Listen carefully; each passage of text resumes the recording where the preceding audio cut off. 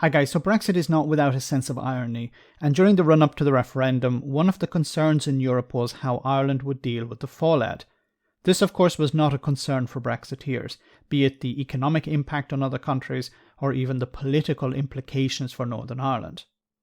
Well, as I said, Brexit can be a tad ironic, and it seems Ireland is benefiting to an extent as a result of the UK's departure from the European Union. According to reports in Irish media, Dublin remains the most popular for Brexit-driven staff relocations and new European hubs and offices. Up to 36 financial service firms have announced their intentions to relocate UK operations along with staff to Dublin. After the Irish capital is Luxembourg, which is attracting 29 companies in total. Then we have Frankfurt in Germany with 23 companies and Paris on 21. Other cities targeted by UK companies wanting to jump ship include Madrid with 8, Amsterdam with 8, Milan with 7, and finally Brussels with 6. While Dublin wins out with the number of firms relocating, Paris is the clear winner when it comes to the numbers of employees moving from Britain to the continent. The French capital has seen 2,800, followed by Frankfurt on 1,800 and Dublin on 1,200. Brexit-related activity inside the UK financial services market, which covers the relocation of staff along with operations and the establishment of new EU hubs and offices, along with the flow of assets to Europe, has remained off the media radar in the UK in 2021. Up to 2020, there was an accelerated relocation taking place. However, that slowed between 2020 and this month. While there was an increase, it was just 3%.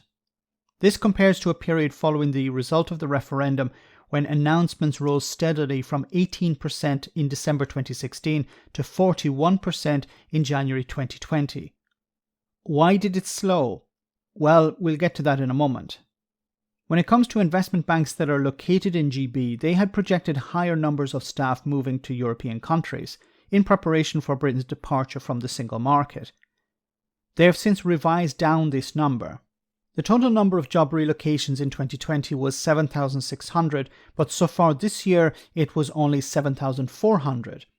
Since 2016, 41% of firms that are monitored have confirmed that they have already or are considering moving staff and operations to at least one location in the European Union.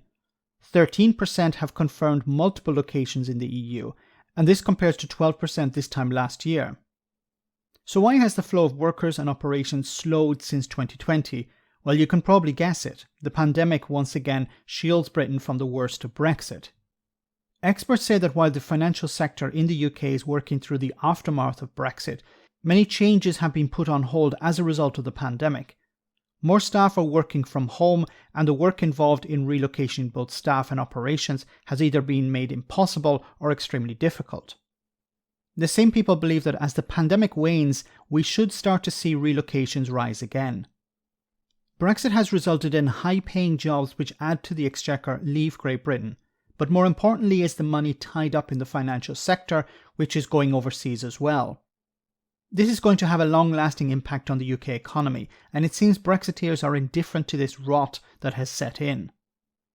The City of London will still remain a powerhouse for the foreseeable future, but when it comes to Europe, there is a slow drip of both money and people away from this financial centre. Let me know in the comment section, guys, what you think. As always, your comments are greatly appreciated. Thanks a lot.